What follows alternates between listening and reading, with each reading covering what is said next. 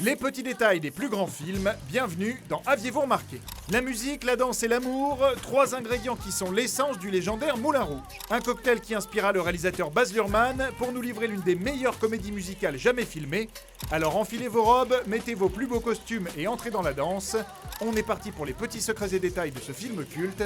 Attention, spoiler. Une histoire d'amour entre un poète et une meneuse de revue du Moulin Rouge dans le Paris de 1900. Une histoire forcément romantique, mais loin d'être complètement originale, puisque l'intrigue est un mélange de trois opéras. La partie du jeune écrivain amoureux vivant une vie de bohème s'inspire bien à propos de l'opéra La Bohème de Puccini. Celle du courtisan découvrant l'amour idéal mais fatal vient de la Traviata de Verdi, quand le segment sur le monde caché du Moulin Rouge est une référence à Orphée aux Enfers de Jacques Offenbach. En bonne comédie musicale, Moulin Rouge donne de la voix et pas n'importe laquelle, puisqu'on y trouve des chansons de David Bowie, Christina Aguilera, Beck ou encore Bono. Le personnage de la Fée Verte est même incarné par deux chanteurs pour le prix d'un, puisque Kylie Minogue lui donne son apparence et une partie de sa voix, et quand le personnage lâche son cri guttural à la fin, c'est le timbre d'Ozzy Osbourne, le leader de Black Sabbath, qu'on peut entendre. Ceux qui ont l'oreille fine auront même noté lors de la chanson Diamonds Are a Girl's Best Friend de Marilyn Monroe qu'on peut entendre les chœurs d'un autre titre, Material Girl de Madonna.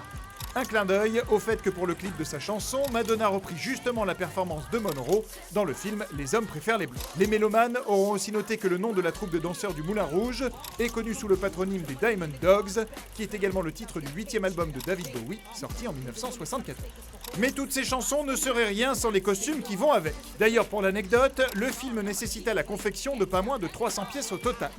Parmi elles, le collier porté par Nicole Kidman est composé de 1308 véritables diamants et il fut créé spécialement pour le film. Lourd de 134 carats, l'objet fut estimé à $1 million.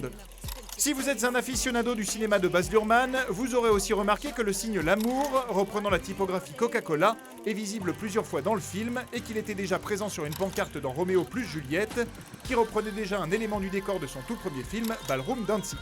D'ailleurs, Tara Morris, actrice principale de ce dernier, passe faire un petit coucou au début de Moulin Rouge, juste ici. Enfin, sachez que le film rappelle la véritable histoire du Moulin Rouge, notamment avec le personnage de Zidler qui prend son nom de Charles Zidler, premier propriétaire du lieu à la fin du XXe siècle. Et comme nous sommes de vrais romantiques, on a pu compter que dans tout le film, le mot amour et ses variations sont cités pas moins de 143 fois, mais ça bien sûr, vous l'aviez remarqué. Non ?